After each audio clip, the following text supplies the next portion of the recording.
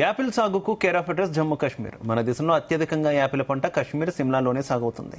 అలాంటి చోట మాత్రమే సాధ్యమనే ఈ యాపిల్ సాగు ఇప్పుడు ఏపీకి విస్తరించింది. అది కూడా 45 డిగ్రీల ఉష్ణోగ్రత ఉన్న రాయలసీమలో ఓ రైతు యాపిల్ సాగు చేస్తున్నారు. 2 ఏళ్ల క్రితం చేసినటువంటి ప్రయోగాలు ఇప్పుడు సక్సెస్ అయ్యాయి. 2.5 ఎకరాల యాపిల్ తోటలో 2.5 టన్నుల యాపిల్ పంటల దిగుబడి సాధించారు. కేవలం కాశ్మీర్లోనే కాదు, ఆంధ్రప్రదేశ్లోనూ యాపిల్ పండించవచ్చని ఓ రైతు రమణారెడ్డి నిరూపించారు. అసలు ఆ రైతు యాపిల్ సాగును ఎందుకు ఎంచుకున్నారు? అనంతపురం లాంటి కరువు ప్రాంతంలో అసాధ్యాన్ని ఎలా సుసాధ్యం చేశారు? ఇవన్నీ తెలుసుకోవాలంటే Zee Telugu news special story చూసేద్దాం.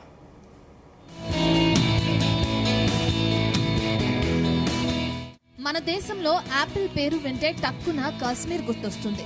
దేశంలో అత్యధికంగా యాపిల్ సాగు కాశ్మీర్, హిమాచల్ ప్రదేశ్ లో సాగుతుంది. ఈ మధ్యకాలంలో మారిన టెక్నాలజీ ఆధారంగా అరకు, ఆదిలాబాద్ లో కూడా కొన్ని ప్రత్యేక పరిస్థితుల్లో రైతులు యాపిల్ సాగు చేశారు. కానీ దీర్ఘకాలంలో వర్కౌట్ కాలేదు. తాజాగా అనంతపురం ఎర్రటి ఎండల్లో రసభరితమైన యాపిల్స్ పండించి చరిత్ర సృష్టించారు ఆంధ్రప్రదేశ్ కి చెందిన రైతు.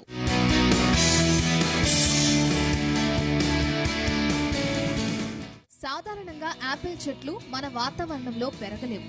అంతేకాదు, ఇక్కడ వాతావరణ పరిస్థితులు యాపిల్ సాగుకు సహకరించవు. అయినా అనంతపురం జిల్లాలోని కోటంక గ్రామానికి చెందిన ఎన్వి రమణారెడ్డి అసాధ్యం అనుకున్న పనిని సుసాధ్యం చేసి ఔరా అనిపించారు. అంతేకాదు, తన పొలాల్లో ఎర్రని యాపిల్స్ పంటను సమృద్ధిగా పండించి ఎంతో మంది రైతులకు ఆదర్శంగా నిలుస్తున్నారు.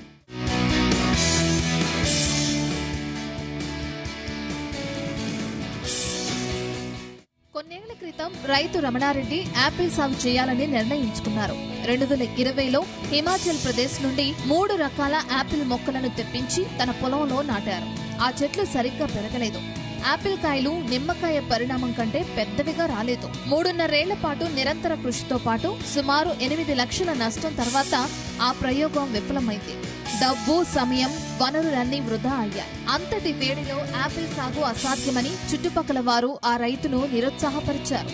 కానీ ఎక్కడా వెనక్కి తగ్గకుండా ఆ పంటను సాగు చేసి తోటి రైతులకు ఆదర్శంగా నిలిచారు రైతు రమణారెడ్డి. ఇజ్రాయెల్లో పనిచేస్తున్న ఒక స్నేహితుడి ద్వారా అక్కడి వ్యవసాయ శాస్త్రవేత్తలు అభివృద్ధి చేసిన ఒక ప్రత్యేక యాపిల్ రకం గురించి తెలుసుకున్న రైతు రమణారెడ్డి ఎండిన నేలలు, అధిక ఉష్ణోగ్రతలు ఉండే ప్రాంతాల కోసం హర్మన్ 99 రకం అనే మొక్కల గురించి తెలుసుకున్నారు. ఆ తర్వాత ఇజ్రాయెల్ నుంచి దాదాపు 600 మొక్కలను తెప్పించి తన పొలంలో నాటారు. ఈ చెట్లను పెంచేందుకు డ్రిప్ పద్ధతిని పాటిస్తూ చెట్లను కాపాడేందుకు ఉద్యానవన శాఖ అధికారుల సలహాలు, సూచనలు తీసుకున్నారు. చివరకు చెట్లు పూత దశ నుంచి చేతికి పంట అందింది. దాంతో ఒకప్పుడు అసాధ్యమనుకున్న పనిని సుసాధ్యం చేసి చూపించారు.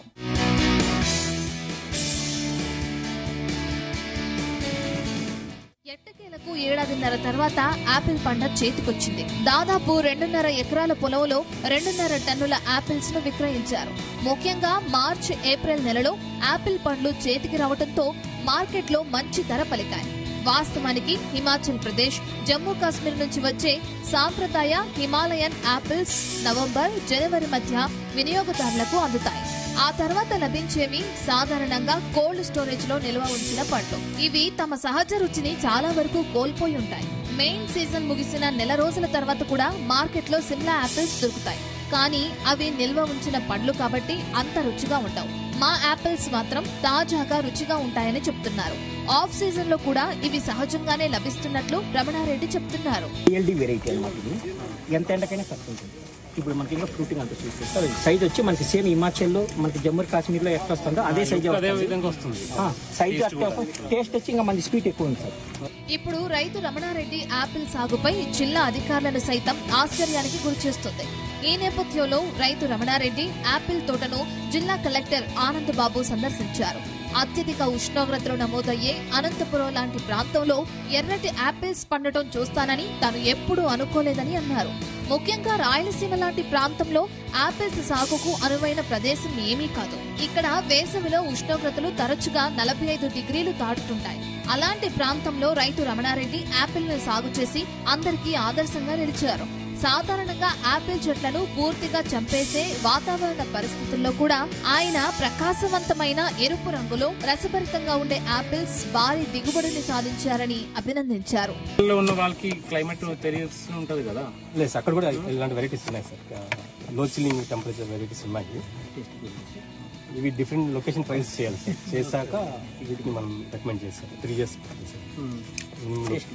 ఇప్పుడు ఇయర్ మన దగ్గర సెట్టూరు లేదు సార్, తిప్పపూర్ లేదు సార్. ఇక్కడ ఇంకో రైతు. ఏదేమైనా తెలుగు రాష్ట్రాల్లో వాణిజ్య పరంగా లాభదాయకమైన యాపిల్ సాగుకు ఇది మొదటి ఉదాహరణ అని, బహుశా ద్వీపకల్ప భారతదేశంలోనే ఇది తొలి ప్రయత్నమని అందరూ చెబుతున్నారు. ముఖ్యంగా రమణ ప్రయాణం ఎంతో మందికి స్ఫూర్తిగా నిలిచిందని అంటున్నారు.